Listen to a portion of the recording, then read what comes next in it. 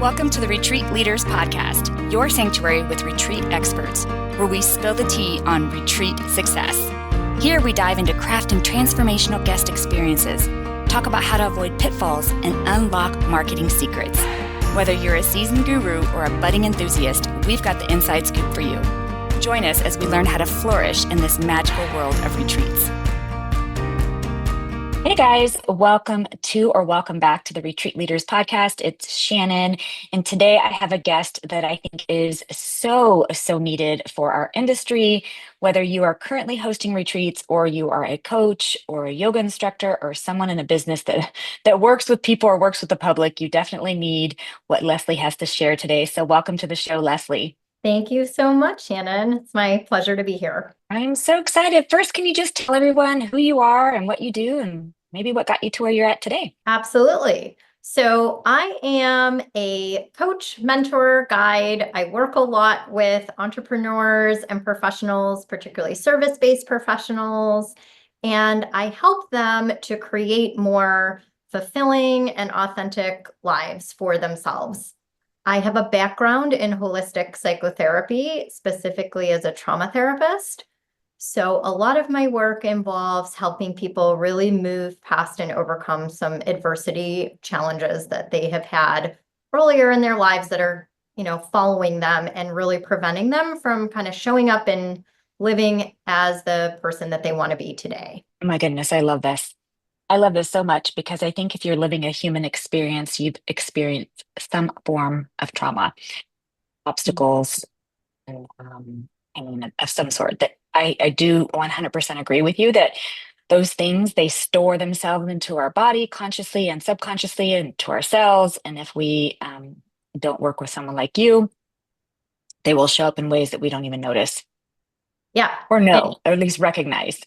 Yes. And I think, I don't know about you, but I can attest to that personally. I think as those of us in the helping professions, we think, oh, I've got this skill set and I know what to do and I can be there for other people and serving is really important to me. And we might miss some of those subtle ways that it's impacting us, but there's no escaping. So it will find you eventually. Yes, this is so very true. It did for me. I know that when I was going through my master's program for my to become a mental health therapist, and I remember one of my professors saying, if you haven't gone through therapy, you need to go through therapy before you take someone else through therapy. And I was like, do I though? Yes, yes, you do. And so during that process, was I able to that I actually knew about my past trauma. I just felt like I had dealt with it, quote unquote, dealt with it. And it wasn't until I went through it myself that I was like, oh, this has affected the lens that I look at everything with, and it colored it a certain way. So I totally agree with you. I'm so excited that we're talking about this. Yeah, I think that's a really good point that you're making, because what I've experienced in some of this was the shift from moving from therapy into the coaching sphere is sometimes you get to a point in your life where you have dealt with it as best as you know how to in that moment. And you think, okay, I'm on the other side of it. And then, right, if you want to still keep growing, or there are things that you're like, I just don't know how to break through this, sometimes therapy isn't the best fit for that because there's not a abject problem, right? But that's where coaching, I think, can come in and be super useful to help you get to that next level. And I think sometimes the unpacking of the impact of those experiences on you is like peeling away layers of an onion, and you do what you can when you can. And, then you find out later on, oh, okay, it's impacted even this, or it's colored how I think about this, or, in my case, some of it was having the courage and the beliefs to be able to step out and embrace a greater possibility, right? My gosh, yes. I love that analogy of peeling back the onion. And there's times where you can only handle so much of the onion. So yes. Totally true. Yes. And the reason why I think this is so powerful for us as we're talking to retreat leaders or potential retreat leaders is when we're holding space for others, and it doesn't even matter what your retreat promise or retreat transformation is, when you're holding space for people, things come up when you're holding space, and it can be triggering for you as a host or just holding on to other people's emotions and needs and pain or whatever that may be. And it can really get overwhelming. You can feel super, super exhausted, almost ill from, doing these types of activities, and you maybe don't even know what it's coming from. And so I would really love to talk about how this affects retreat leaders specifically and what your thoughts are on that. Okay, absolutely. Yeah, because it is such a lived experience for any of us that, have been holding space for others, either one-on-one or in a group container context in whatever form, retreats specifically there because it's a very structured, like contained space to do that where you're on for, a definitive period of time. And you're right, when we aren't anticipating that, the impact of that, we're not necessarily expecting or looking for the ways that it might be triggering or just draining in and of itself. And so then when it happens, or then when we find ourselves in the moment, we can have some self-reflection that could be kind of critical, like, well, what's wrong with me? I should be able to do this, or why is this impacting me so much? And so I just really want to, for your audience, normalize that it's completely natural and normal that when you've been putting out energetically on such a like big scale where you're holding that space and then handling all of the behind the scenes stuff, because let's face it, when we're running retreats, it's not just the logistics of the container and the emotional work that you're doing with the participants, but it's also all the back end, the logistics, the details, the scheduling, the marketing campaign, the expectations that you had, managing your own emotional responses. It's all of it all together. And that definitely can be like an energetic drain. And if you don't have an awareness about that and you don't have good skills in terms of being able to set and hold and maintain your energetic boundaries and replenish and refill your cup, it's like trying to serve from an empty vessel. It's just not going to work. Like you'll be able to do it, but you're not going to be your best. And then you're not going to be able to offer the same level of kind of transformation that you would to your group. Hey guys, it's Shannon. If you've been dreaming about hosting retreats or taking your existing retreats to the next level, let's make it happen together. Join me August 22nd through 24th for an unforgettable retreat leader mastermind experience. It's going to be located on my ranch in the beautiful Texas Hill Country. Here's what you'll get when you hang out with me and an amazing group of like-minded leaders. Learn my top strategies for marketing, business operations, and selling out your retreats. Connect with other passionate retreat leaders in a high-vibe, supportive circle. Recharge, relax, refresh, and soak up all the inspiration our ranch and our staff have to offer because you deserve it. This isn't just another workshop. It's a chance to step fully into your role as a heart-centered leader while building a business that thrives.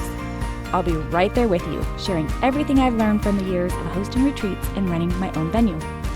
Spots are super limited, so grab yours now at profitwithpurposemastermind.com. Let's create retreats that transform lives, starting with yours. That's profitwithpurposemastermind.com. I can't wait to see you there. I love that you mentioned boundaries.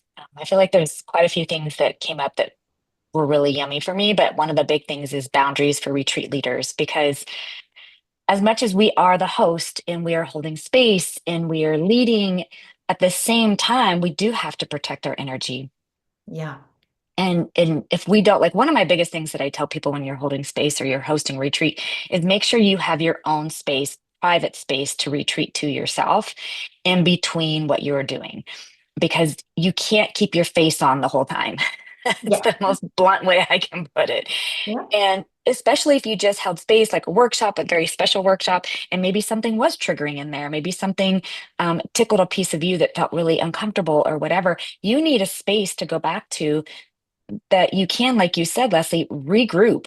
Um, Ask the question like, why is this coming up for me? What do I need to table this? Can I make an appointment with these feelings for later? Or do I need to spend some time right now going through this? And so that's one of my biggest suggestions when retreat leaders are planning their retreat space, their venue, is make sure you have a private space to go to so that you can do this type of thing. Absolutely. That's so key. Yeah, I completely agree with that. The other thing that I tell people, and it's exactly what you were talking about with boundaries, is when you are at the beginning of your retreat, you're doing your opening circle, you're setting expectations, going through all the things, is that you make it kind of clear, not kind of, you make it clear that how access to you works. And what I mean by that is a lot of times retreat leaders, they will put themselves to where they're being pulled all the time outside of the workshops, outside of the scheduled times to like, can I talk to you one on one? I need to tell you about my problems. I need this, I need help here, I need help there. And that's not typically what retreats are designed for unless you've set up specific one on one times with them. Right. And so otherwise, you have to save all of your energy for when you're doing your workshops or doing the deep work or whatever. And so I always tell retreat leaders, set that boundary at the beginning. Like if you are wanting one-on-one time with me, make sure that you schedule it during the one-on-one hours. Otherwise, if you have any other needs, please see my assistant, Shannon, XYZ. Yeah, Because I mean, you will literally then just be filled with all of the heaviness the entire time. And if you haven't planned for that, that can just lead you to complete burnout. totally. And it doesn't necessarily serve the participants either because they're on retreat so that they have carved out time in their life to be with themselves and work through whatever that issue is. And if it becomes outside of workshop space where they're just either talking about the problems or looking to someone else to provide a solution for them, they're missing out on the opportunity that the retreat would otherwise provide. And so I think what came up for me when you were talking about that, setting that boundary and being very clear at the get-go of, okay, here's how access to me works, and this is when I'm available, is that the leader themselves needs to be very clear and settled within that boundary within themselves first, right? Because if we haven't committed to, well, this is important for me to have my own space and my own support, and this is what I'm doing to take care of myself, and this is going to be my outlets.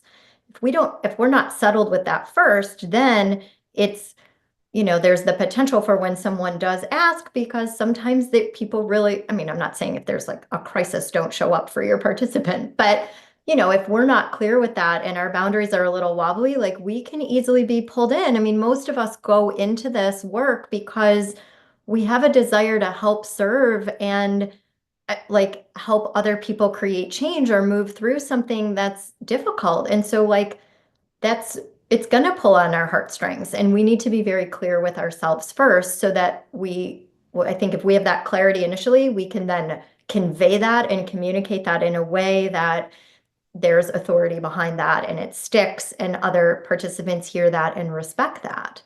Ooh, that's such a good point. That's such a good point because it can be really difficult, Lesley, when you are there and you've just like, for instance, I do a stress reduction workshop in my retreats that I host, and many times post that workshop, people will be like, "Can I really talk to you about this problem?" And I have to make sure that I've set with myself that I don't have the capacity energetically or even time wise to do Hmm. that. It's just not the space. And decide, do I allow for appointments to be made for later or resources to point them in another direction? So you do have to have an answer for it along with setting the tone. But you're right. If I hadn't set that agreement with myself first, understanding that no, Shannon, because you are so right there in the moment going, sure, I'll listen to sure, I want to help you. Sure. And then now you've thrown everything that follows off, like Right. everything And that you follows think, that well, off. it's just one person. It's not that big of a deal. I can be there. But then one person turns into two. And then before you know it, it's right. Any break that you would have had, or just you mentioned earlier, like being filled up and holding the emotional baggage of multiple people, like that is not an easy task. And it is something that as retreat leaders or just helping professionals that we need to learn how to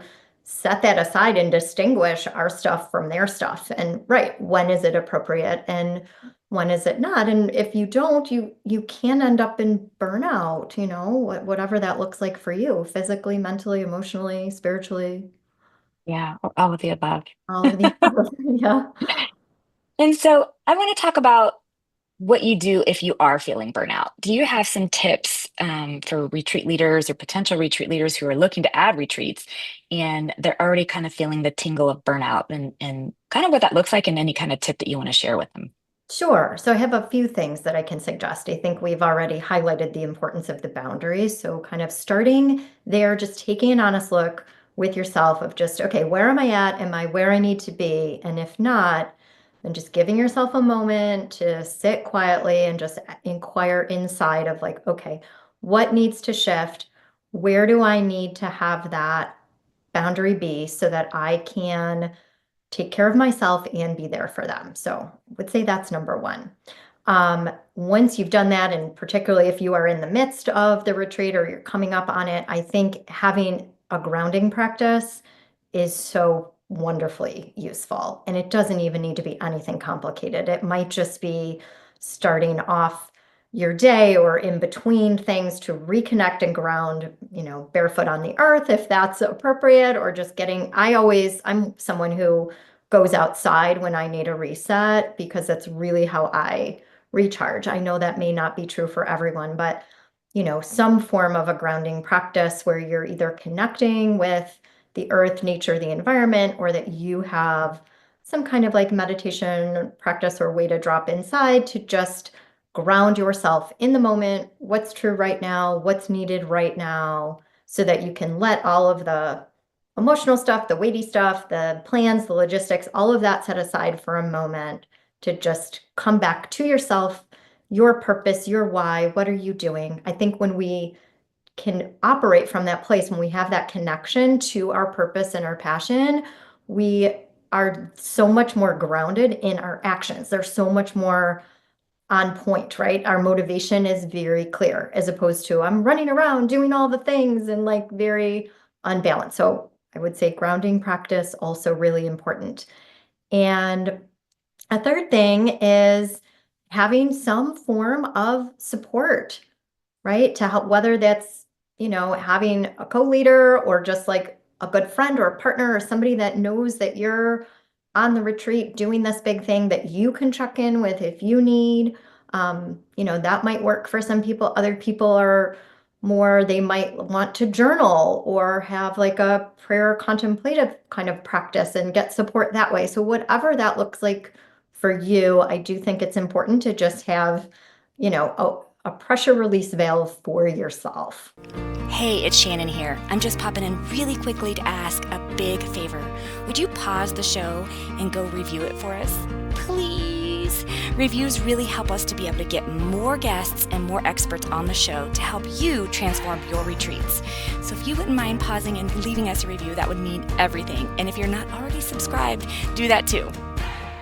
What a good visual, because that's exactly what it feels like. It's like slightly turning that knob and you just hear that Yeah, to just of let that. the steam out so it's not building up inside. Yes. I love it. Well, Leslie, you also host retreats for people who might be experiencing burnout, I believe. Will you tell us a little bit about your retreats and maybe you have one coming up you can share with us?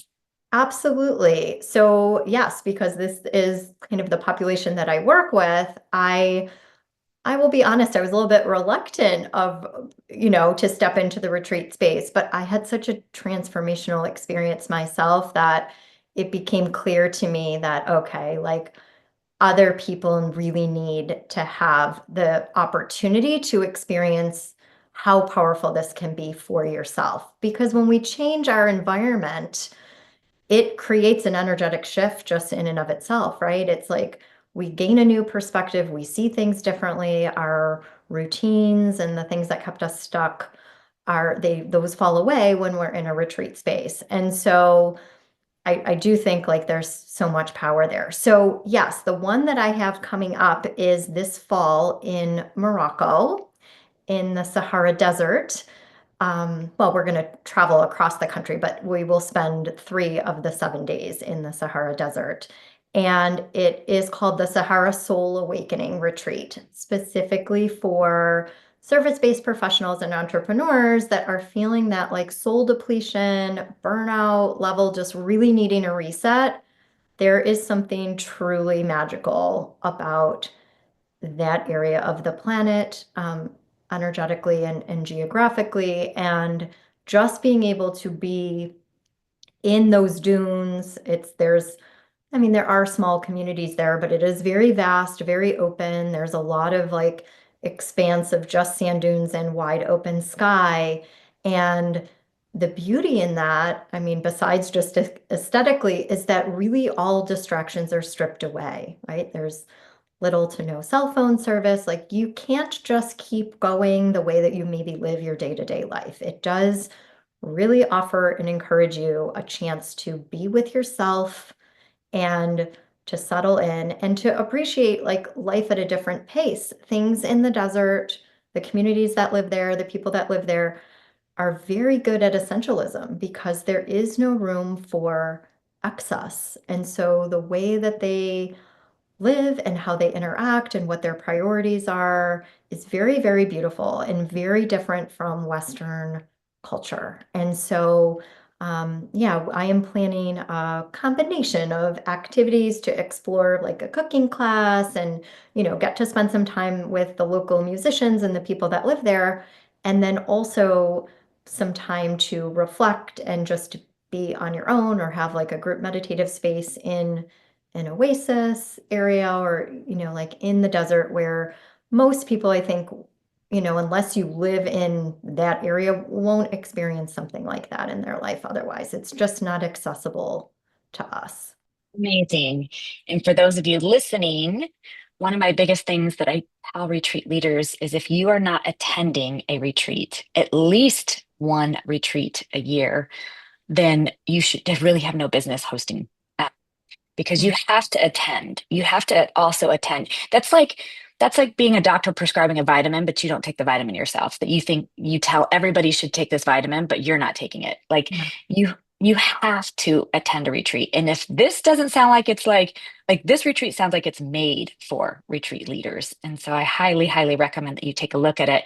And Leslie, I believe you're offering $200 off too if they mention this podcast.